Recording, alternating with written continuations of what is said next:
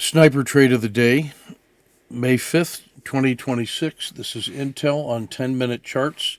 This is yesterday's close. The black box is the range of the day.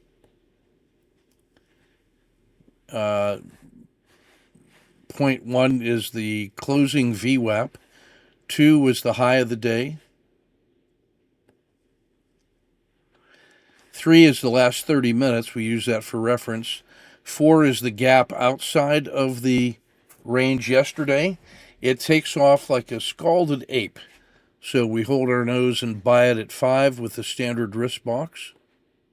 At 6, hit the second entry by rule at 7. It holds above the VWAP. Add a third position on a 1, 2, 3 at 8. The RL10 peaks at 9.